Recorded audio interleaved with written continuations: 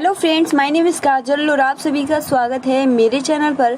और फ्रेंड्स, आज के इस वीडियो में हम डिस्कस करने वाले हैं यूपीडीएलएड फर्स्ट सेमेस्टर सब्जेक्ट मैथ। जी हाँ फ्रेंड्स, सबसे पहले आप सभी को हम बता दें कि इस क्लास की जो टाइमिंग होती है वो सुबह के 11 बजे होती है, ठीक है।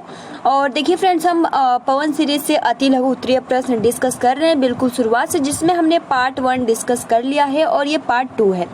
और हमने पार्ट 1 में यहाँ तक हमने क्वेश्चन डिस्कस किया था कि अपवर्तक किसे कहते हैं और कुछ संख्याओं के अपवर्तक बताइए और अपवर्तक में ध्यान देने योग्य बातें क्या होती है। तो ये हमने अपवर्तक से रिलेटेड कुछ महत्वपूर्ण फैक्ट पार्ट 1 में डिस्कस किए थे।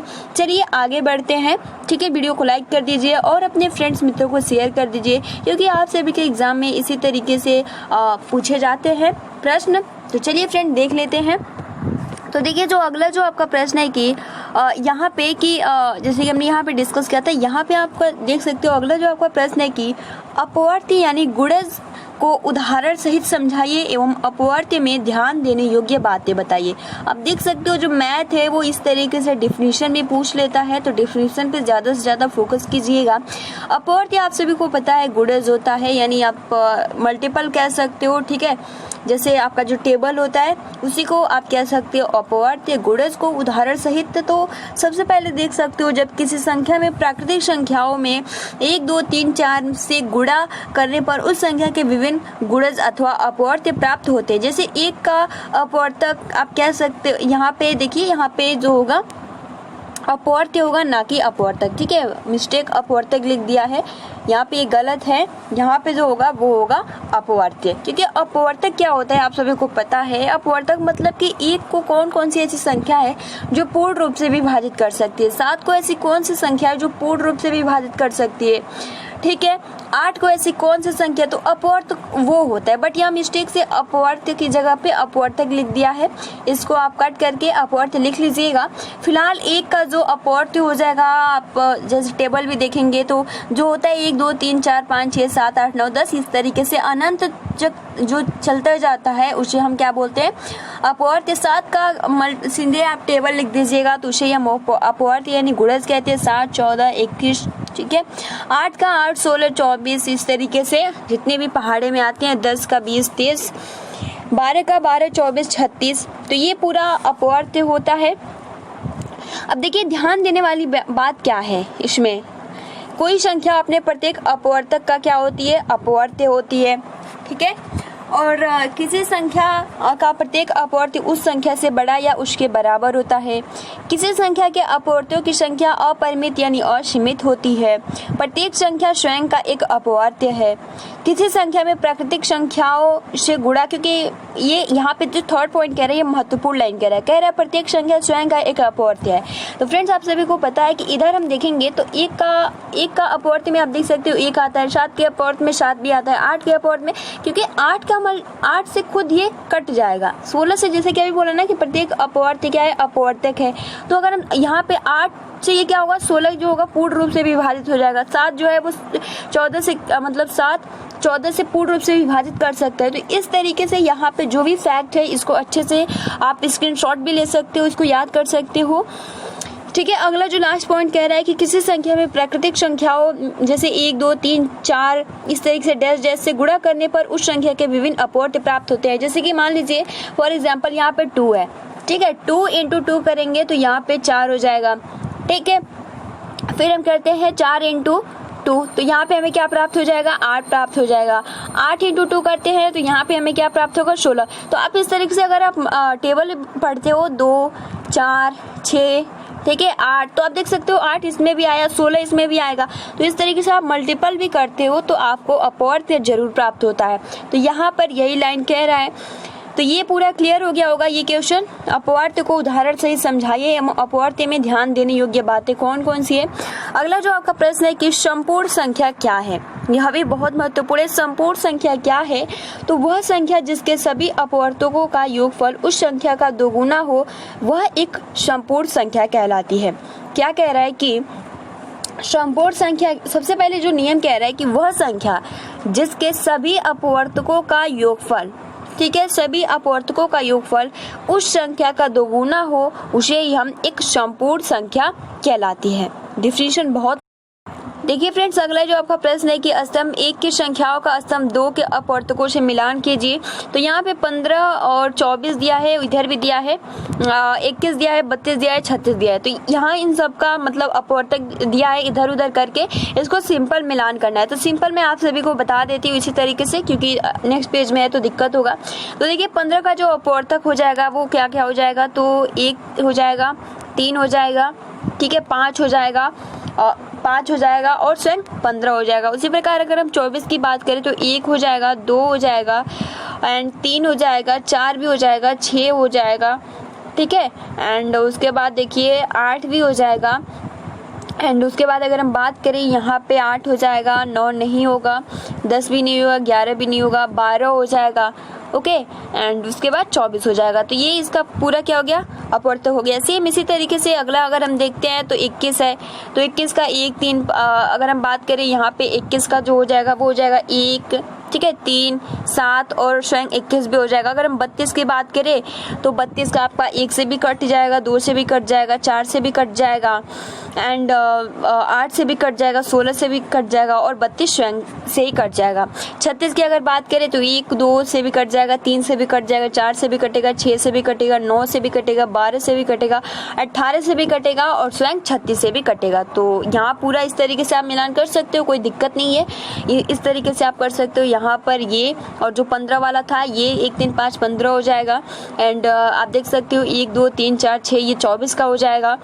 और उसके बाद अगर हम यहाँ पे इधर देखें, ठीक है, जो अगला जो आपका था यहाँ पे 1 2 4 6 16 32, तो ये 32 का हो जाएगा और ये 1 2 3 4 6 9 12 18 ये 36 का हो जाएगा। तो बहुत इजी है, आसानी के साथ कर सकते हो, कोई टफ नहीं है, ठीक है। अगला जो आपका प्रश्न है कि अपवर्तक किसे कहते हैं, अपवर्तक की क्या परिभाषा होती है। तो फ्रेंड जब हम 12 को, जैसे 12 को आप सभी को पता है कौन कौन से अपवर्तक होंगे, तो 1 भी हो जाएगा, 2 भी हो जाएगा, ठीक है, 3 भी हो जाएगा, 4 भी हो जाएगा, 6 भी हो जाएगा एंड 12 होगा। इस तरीके से पूरा, यानी आप कह सकते हो जब हम 12 को 2 3 4 6 और 12 से विभाजित करते हैं तो क्या होता है, 12 पूर्ण रूप से विभाजित हो जाता है, जिसका जो यहाँ पे आप देख सकते हो 1, ठीक है, 12 का मल्टीप्लाई 12 में करेंगे, 2 इंटू 6 तो 12, 3 इंटू 4 तो 12, 4 इंटू 3 तो 12, 6 इंटू 2 तो 12। तो आप देख सकते हो जब हम भाग दे या मल्टीप्लाई जब उसी संख्या से करते हैं तो हमारा क्या आता है, 12 जो पूर्ण रूप से विभाजित हो जाता है। तो 12 इंटू 12 यानी यहाँ 12, यहाँ उपयुक्त सभी 12 के अपवर्तक है। अगला जो आपका प्रश्न है कि अपवर्त्य यानी गुणज किसे कहते हैं, तो 3 मल्टीप्लाई 6 यहाँ 18, यहाँ 3 और 6 का अपवर्तक 18 अपवर्त्य है। अपवर्त्य यानी सिंपल अगर हम बात करें तो 3 का अपवर्त्य क्या क्या हो जाएगा, तो 3 का अपवर्त्य जो हो जाएगा 6 हो जाएगा, 9 हो जाएगा, ठीक है, 12 हो जाएगा, 18 हो जाएगा। तो इस तरीके से जो भी आती हैं वो क्या होती है, अपवर्त्य होता जाता है, मल्टीपल कह सकते हो, गुणज कहते हैं। अगला जो प्रश्न है कि समापवर्तक किसे कहते हैं, तो इसी तरीके से प्रश्न पूछे जाएंगे। देखिए अगला जो आपका प्रश्न है समापवर्तक किसे कहते हैं। हम जानते हैं कि गुणनखंड को अपवर्तक कहते हैं और इस प्रकार संख्या 48 64 72 के अपवर्तक। देखिए एक समापवर्तक होता है और एक समापवर्त्य होता है, ठीक है। अब समापवर्तक क्या होता है और समापवर्त्य क्या होता है, इसमें सबसे पहले तो मैं आप सभी को डिफरेंट बता दूं। देखिए यहाँ पे अभी हमने कुछ देर पहले पढ़ा अपवर्तक और अपवर्त्य, पढ़ा ना अभी हमने, अपवर्तक और अपवर्त्य। तो यहाँ पे क्या दिया है, समापवर्तक यानी अपवर्तक का ही भाग है, लास्ट में देख सकते हो वर्तक, इसमें भी वर्तक। उसी प्रकार से समापवर्त्य, समापवर्त्य लास्ट में वर्त्य आता है और अपवर्त्य में लास्ट में वर्त्य आता है, तो वो इस उससे रिलेट होता है। अब देखिए किस तरीके से क्वेश्चन पूछता है। यहाँ पर आप देखते हो समापवर्त्य किसे कहते हैं। सबसे पहले क्वेश्चन पूछने का जो तरीका होता है वो मान लीजिए यहाँ पे 1 दे दे और चलिए छोड़िए यहाँ पे हम 5 ले लेते हैं, ठीक है, 5 लेते हैं और 15 लेते हैं ताकि आप सभी को आसानी से समझ में आए। 5 और 15 में समापवर्तक क्या है, इस तरीके से वो पूछेगा 5 और 15 में समापवर्तक क्या है। तो अगर आपको आंसर आता है तो आप कमेंट्स बॉक्स में बता सकते हो। सबसे पहले नियम क्या होता है, अगर 5 और 15 का पूछे तो सबसे पहले हम लिखेंगे प्रश्नानुसार, ठीक है, प्रश्नानुसार 5 और 15 का सबसे पहले हम क्या निकालेंगे, अपवर्तक निकालेंगे। 5 का अपवर्तक क्या क्या होगा, 1 होगा और 5 होगा। ठीक, उसी प्रकार 15 का अपवर्तक क्या क्या होगा, 1 होगा, 3 होगा, 5 होगा और यहाँ पे 15 होगा। अब हमारा जो नियम ये होता है कि हम इन दोनों में देखेंगे कि कॉमन क्या है, इसमें भी 1 है, इसमें भी 1 है, तो हमारा जो 5 और 15 का जो समापवर्तक है हमें 1 मिल गया। ठीक, फिर देखेंगे कि इसमें और कोई अंक है जो कॉमन है, तो यहाँ भी 5 है और यहाँ भी 5 है, तो ये क्या हो गया, 1 और 5 क्या है, 5 और 15 के क्या है, समापवर्तक है। फ्रेंड्स, आई होप कि आपको बहुत इजीली तरीके से समझ में आ गया होगा। अगर हम यही बात करें कि मान लीजिए 2 दे दे और यहाँ पे 6 दे दे, तो 2 और 6 में क्या समापवर्त्य है। ठीक है, अब इसको हम कैसे निकालेंगे, तो सबसे पहले प्रश्नानुसार क्या करेंगे, हम 2 का अपवर्त्य निकालेंगे। 2 का अपवर्त्य जैसे कि आप सभी को पता है, यहाँ पे जो हो जाएगा 2, 4, 6, इस तरीके से पूरा प्रोसेस होगा। 6 का अगर हम बात करें तो 6 का जो होगा 6, 12, ठीक है, 6, 12 और उसके बाद आपका जो हो जाएगा 18। अब इसमें हम देखेंगे कि कॉमन क्या है, तो यहाँ पे अगर हम देखते हैं कि 2 और 6 का जो यहाँ पे समापवर्त्य हो जाएगा वो क्या हो जाएगा, 6 हो जाएगा, क्योंकि इसमें 2 है, 4 है, लेकिन 6 में 2 और 4 नहीं है, 6 इसमें है और 6 इसमें भी है। तो इस तरीके से और भी मतलब आगे अगर हम 3 अंक ही लिए हैं तो इसलिए 6 यहाँ पे हम क्या बताएंगे, समापवर्त्य। तो आई होप कि आपको बहुत इजीली तरीके से समझ में आ गया होगा, बहुत ज़्यादा टफ नहीं है। तो इसी तरीके से यहाँ पूछा है समापवर्तक किसे कहते हैं, तो हम जानते हैं कि गुणनखंड को अपवर्तक कहते हैं। इसी प्रकार संख्या 48, 64, 72 के अपवर्तक हैं। तो हम सबसे पहले क्या करेंगे, 48, 64 और 72 का क्या निकालेंगे, अपवर्तक निकालेंगे। अब 48 का अपवर्तक क्या क्या हो जाएगा, 1 हो जाएगा, 2 हो जाएगा, 3 हो जाएगा, 4 हो जाएगा, 6 हो जाएगा, 8 हो जाएगा, 12 हो जाएगा, 16 हो जाएगा, 24 हो जाएगा, 48। यानी यहाँ अगर हम देखेंगे तो जो यहाँ पे जो 48 है वो 1 से भी पूर्ण रूप से विभाजित हो जाएगा, 2 से भी हो जाएगा, 3 से भी हो जाएगा, मतलब पूरी तरीके से कट कर देगा। 64 का जो हो जाएगा 1, 2, 4, 8, 16, 32, 64। 72 का जो हो जाएगा 1, 2, 3, 4, 6, 8, 9, 12, 18, 24, 36, 72। ठीक, अब हमारा जो अभी मैंने बताया कि हम इसमें कॉमन देखते हैं, तो इसमें हमारे कॉमन क्या है, तो ये 1 इसमें भी है, 1 इसमें भी है, 1 इसमें भी है, 2 इसमें भी है, 2 इसमें भी है, 2 इसमें भी है। ठीक है, बात करें 4 इसमें भी है, 4 इसमें भी है और 4 इसमें भी है। बात करें यहाँ पे 6 इसमें है, 6 इसमें भी है, बट जो सेकंड वाला 64 है इसमें नहीं है। 8 की अगर बात करें तो 8 इसमें भी है और 8 इसमें भी है और 8 इसमें भी है। बात करें अगर 9 की, तो 9 अगर आप देख सकते हो तो 9 इसमें है बट इन दोनों में नहीं है। 12 की बात करें तो 12 48 में है, 72 में है, लेकिन 64 में नहीं है। 16 की अगर बात करें तो 16 देख सकते हो 48 में है, 64 में है, बट 72 में नहीं है। बात करें 16 की तो 16 आप देख सकते हो 48 में है, 64 में भी है और 72 में नहीं है। बात करें 24 की तो 24 अगर आप देखते हो तो फर्स्ट में है, थर्ड में है, लेकिन सेकंड में नहीं है। बात करें यहाँ पे जैसे कि 48, तो इस तरीके से अगर आप कॉमन देखते हो, ठीक है, और भी आगे तो यहाँ पे 1, 2, 4 और क्या हो जाएगा 6 जो है, और सॉरी 6 नहीं 8, 1, 2, 4 और 8 जो है वो क्या है यहाँ पे कॉमन है। तो यहाँ पे आप बताएंगे कि 48, 64 और 72 में समापवर्तक क्या है, तो 2, 4 एक भी बता देंगे, 1, 2, 4, 8। ठीक, तो यानी समान अपवर्तक है, अर्थात समान अपवर्तक को ही समापवर्तक कहते हैं। सिंपल यहाँ जो परिभाषा दिया गया है, यहाँ 3 संख्याओं में 1 भी लिख सकते हो, कोई गलत नहीं हुआ। 1, 2, 4, 8 क्या है, समान अपवर्तक है, यानी इन तीनों में ये समान अपवर्तक पाए जा रहे हैं, तो अर्थात समान अपवर्तक को ही हम क्या बोलते हैं, समापवर्तक कहते हैं। आई होप कि आपको बहुत आसानी के साथ क्लियर हो गया होगा और इस टॉपिक से आपके एग्जाम में प्रश्न जरूर पूछे जाएंगे।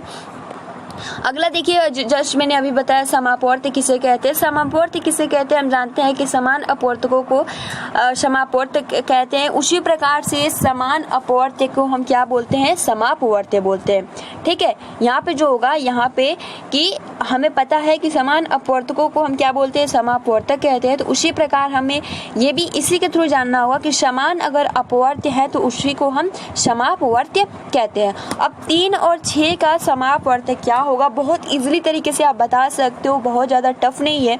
तो यहाँ पे अगर हम देखते हैं तो 3 का सिंपल आपको क्या करना है, 3 6, 9, 12, 15, 18, ठीक है। 6 करेंगे, 9 करेंगे, तो यहाँ आप देख सकते हो कॉमन क्या क्या आएगा। तो यहाँ अगर हम आप सभी को बताएं तो यहाँ पे आप देख सकते हो सबसे पहले तो जो आपका 3 और 6 में जो कॉमन होगा, ठीक है। यहाँ पे अगर हम देखते हैं तो 3 में देख सकते हो 3, 6, 9, 12, 15, 18 है, ठीक है। इसमें अगर हम 6 में देखो तो 6, 12, 18, इसमें भी कॉमन 18 है, इसमें भी 18 है और 9 में भी 18 है, और कोई भी ऐसा संख्या नहीं है जो इन तीनों में मिल जाए। तो हमारा जो यहाँ पे 3, 6, 9 में जो समापवर्त यानी समान अपवर्त है वो क्या है, 18 है। तो इस तरीके से जो हमारा आंसर हो जाएगा 18, यानी 3, 6, 9 का अपवर्त समापवर्त क्या है, तो 18। तो आई होप कि आपको बहुत इजीली तरीके से क्लियर हो गया होगा। अगला जो आपका प्रश्न है कि निम्नांकित संख्याओं के प्रथम 5 गुणज लिखिए। तो निम्नांकित संख्याओं के प्रथम 5 गुणज जो हो जाएगा 3, 4, 5, 6, 9 है, ठीक है। तो यहाँ पर सिंपल टेबल 3 का टेबल क्या होगा, 4 का टेबल क्या होगा, 5 का टेबल क्या होगा, 9 का टेबल क्या होगा, प्रथम 5 यानी केवल और केवल 5 ही बताना है, यानी 5 तक करना है। 3 पचे 15 तो 15 हो जाएगा, 4 पचे 20 तो 20 हो जाएगा, 5 25 हो जाएगा, और यहाँ पे 9 का 45, लास्ट 45 तक बस काउंट करना है, आंसर हो जाएगा। अगला जो आपका प्रश्न है कि स्तंभ 1 के संख्याओं का स्तंभ 2 के साथ मिलान कीजिए। यानी यहाँ पे स्तंभ 1 की संख्याओं का स्तंभ 2 के साथ मिलान करना है, यानी यहाँ पे 7 का गुणज हो। सबसे पहले फर्स्ट देखते हैं कि यहाँ पे 7 का गुणज है, तो 7 का गुणज अगर हम देखते हैं तो यहाँ पे क्या हो जाएगा, 7 पचे 35, तो यहाँ पे फर्स्ट वाले का 5 हो जाएगा, ठीक है। उसी प्रकार अगर हम देखें 8 का गुणज है, तो 8 का गुणज जो हो जाएगा वो हो जाएगा आपका यहाँ पे 16, यानी ख का जो हो जाएगा वो 3 हो जाएगा। उसी प्रकार अगर हम बात करें कि 50 का अपवर्तक है, तो 50 का अपवर्तक कौन ऐसी संख्या है जो 50 को मतलब पूर्ण रूप से विभाजित कर सकती है। तो यहाँ पर जो आप देख सकते हो जो 15 है वो क्या है, 50 को पूर्ण रूप से विभाजित कर सकती है। उसी प्रकार अगर हम बात करें कि 30 का अपवर्तक है, तो 30 का अपवर्तक क्या हो जाएगा, यहाँ पे जो 30 का अपवर्तक जो हो जाएगा वो हो जाएगा यहाँ पे 15। 20 का अपवर्तक क्या है, तो 20 जो संख्या स्वयं रहती है वही। तो आई होप कि आपको बहुत आसानी के साथ क्लियर हो गया होगा। तो पहले का जो हो जाएगा यहाँ पे 15 का जो हो जाएगा वो हो जाएगा यहाँ पे 30 का अपवर्तक यानी घ में मिलेगा, ठीक है। सेकंड की अगर हम बात करें तो यहाँ पे लास्ट वाले में मिलेगा। थर्ड की अगर हम बात करें 16 का, तो यहाँ 8 में मिलेगा यानी ख में। बात करें यहाँ पे 25 का, तो 25 जो होगा वो ग में मिल जाएगा। यहाँ फिफ्थ की अगर हम बात करें 35, तो 35 का जो है वो क में मिल जाएगा। तो आई होप कि आपको बहुत ईजिली तरीके से क्लियर हो गया होगा, ठीक है। तो देख सकते हो यहाँ पे पूरा इस तरीके से मिलान करके बता दिया है, ज़्यादा टफ नहीं है। अगला जो आपका प्रश्न है कि 7 के सभी अपवर्त ज्ञात कीजिए जो 100 से कम हो। तो 7 के सिंपल टेबल 100 से कम पढ़ दीजिए, आंसर उतना हो जाएगा। अगला जो आपका प्रश्न है कि यहाँ पे 496 के सभी अपवर्तकों को लिखिए और दिखाइए कि यह एक संपूर्ण संख्या है। तो फ्रेंड्स हमने संपूर्ण संख्या देखा था कि सभी अपवर्तक निकालते हैं, उनको जोड़ते हैं और उसको मल्टीप्लाई करते हैं, इसका दोगुना कर देते हैं और वही संपूर्ण संख्या हो जाता है। हमने ये देखा था। अब 496 का जो अपवर्तक हो जाएगा 1, 2, 3, 4, 16, 31, 62, 124, 248, 496 हो जाएगा, यानी पूर्ण रूप से ये विभाजित हो जाएगा। अब अपवर्तकों का योगफल यानी जितने भी अपवर्तक आए हैं सिंपल हम जोड़ देंगे और जोड़ के क्या करेंगे, जितना आंसर आया है, ठीक है, उसका हम दोगुना यानी 496 जो है, ठीक है, यहाँ पे हम क्या कर देंगे, उसका मल्टीप्लाई कर देंगे। तो आप सभी का जो आंसर है वो आ जाएगा, यानी चूंकि सभी अपवर्तकों का योगफल संख्या का दोगुना है अतः यह क्या है, एक संपूर्ण संख्या है। अगर आप 496 का, ठीक है, 496 का मल्टीप्लाई 2 में करेंगे तो देखिए आपको क्या प्राप्त होगा। यहाँ 496 है, ठीक है, एक मिनट इसको थोड़ा हम इरेज करते हैं। यहाँ पे आपका 496 है और यहाँ पे 2 है, ठीक है। 6 का मल्टीप्लाई 2 में करेंगे तो क्या प्राप्त हो जाएगा, 12 प्राप्त होगा, ठीक है। और हासिल क्या बचा हमारा 1। 9 का मल्टीप्लाई 2 में करते हैं तो क्या हमें प्राप्त हो जाएगा 18। 18 और 1 क्या हो जाएगा 19। कितना हासिल बचा 1। 4 और 8 2 का मल्टीप्लाई करते हैं तो 8 हो जाएगा। 8 और 1 क्या होता है तो 9। तो यहाँ पे आप देख सकते हो 992। तो इस तरीके से अगर आपको संपूर्ण संख्या प्राप्त करना है तो सिंपल हम क्या करते हैं कि जो भी आपका संख्या पूछे, ठीक है, तो सबसे पहले आप उसका अपवर्तक, वैसे तो आप संपूर्ण संख्या आप सभी को पता है कि अगर उसका दोगुना करते हो यानी 2 से मल्टीप्लाई करते हो तो जितने भी अपवर्तक आए अगर उनको जोड़ते हो तो वही संख्या आप सभी को प्राप्त होगा। लेकिन अपवर्तक आप सभी को निकालना है, जो नियम है उसको फॉलो करना है, सिंपल जोड़ना है और जो आपका संख्या है और उसी संख्या से जो आपका अपवर्तक निकालने को पूछ रहा है, जो संख्या दिया है उसमें 2 का मल्टीप्लाई कीजिए, सेम वही आंसर आएगा। तो इस तरीके से उसी को हम संपूर्ण संख्या कहते हैं। आई होप कि आपको क्लियर हो गया होगा। चूंकि आप देख सकते हैं चूंकि सभी अपवर्तकों का योगफल संख्या का दोगुना है, अतः यह क्या है संपूर्ण संख्या है। क्लियर। अगला लास्ट आज का प्रश्न है कि अभाज्य संख्या एवं भाज्य संख्या किसे कहते हैं। ऐसी संख्या है जो केवल एक और स्वयं से ही पूरी विभाजित हो उसे हम अभाज्य संख्या कह लेते हैं, जैसे 3 और 11 और 19। ठीक है, भाज्य संख्या की परिभाषा क्या होती है, तो भाज्य संख्या की जो परिभाषा होती है, ऐसी संख्या है जो एक और स्वयं के अतिरिक्त अन्य किसी संख्या और संख्याओं से पूरी विभाजित होती है, उसे हम भाज्य संख्याएं कहते हैं, जैसे 4, 8, 6 आदि। और आप सभी को पता है एक न तो भाज्य है और न ही अभाज्य। तो सबसे छोटी अभाज्य संख्या क्या है, इसका आंसर आप कमेंट्स बॉक्स में कर सकते हो। तो फिलहाल आज के लिए इतना ही, ठीक है। और जितने भी आज हमने महत्वपूर्ण प्रश्न देखे, इसी टाइप से आपके एग्जाम में प्रश्न पूछे जाएंगे, तो आप अपना जो प्रिपरेशन है बहुत ही अच्छे ढंग से करते रहिए। तो आज के लिए इतना ही। वीडियो को लाइक कर दीजिए और अपने फ्रेंड्स मित्रों को भी शेयर कर दीजिए। मिलते हैं 2 बजे वाली क्लास में। Thanks for watching, take care and best of luck.